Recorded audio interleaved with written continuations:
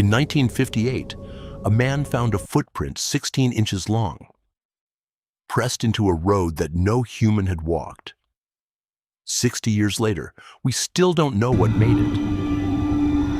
Northern California, the Six Rivers National Forest, miles from anywhere. August 27, 1958. A bulldozer operator named Jerry Crew shows up to work and finds a trail of enormous human-shaped footprints circling his machine. 16 inches long, 7 inches wide, sunk deep into graded dirt, far deeper than any of the 30 men on that crew could press. Crew made a plaster cast of one print and took it to the local paper. A reporter named Andrew Genzoli ran the story. And in that article, October 5th, 1958, he gave the thing a name that would never go away. Bigfoot. But the legend didn't start there. The native peoples of the Pacific Northwest had spoken of giant hair-covered wild men for centuries. In 1929, a teacher in British Columbia wrote them down under one anglicized Salish word, Sasquatch. Wild men. Then came 1958 and Jerry Crew's footprints and the name Bigfoot. And then, the moment that changed everything. October 20th, 1967, Bluff Creek, California. The same watershed as the 58 prints.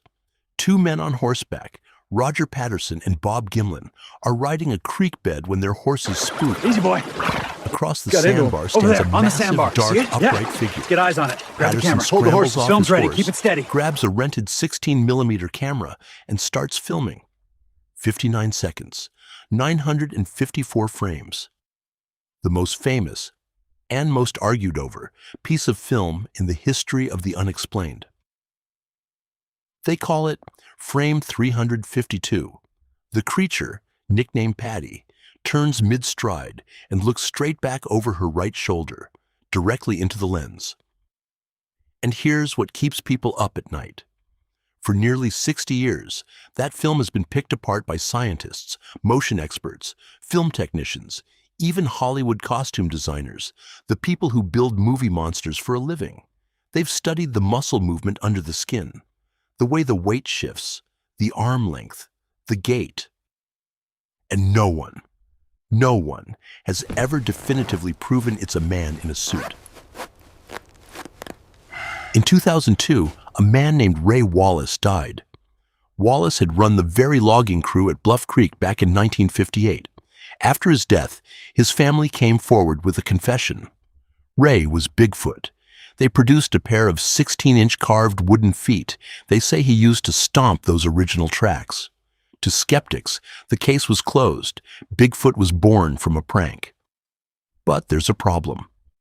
Dr. Jeff Meldrum, a scientist who studies foot anatomy, examined Wallace's wooden feet and said they don't match the casts from Bluff Creek. Not the shape, not the detail, not the skin ridges some prints show. So, which is it? Believers point to the things a hoax can't easily explain.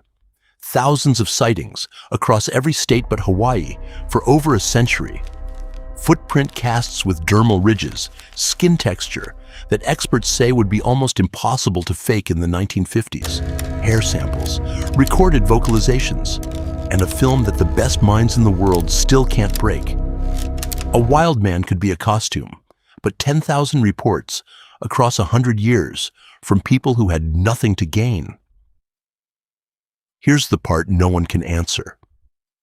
The Pacific Northwest holds millions of acres of forest that no human ever walks through. We have found new species of mammals there in our own lifetime.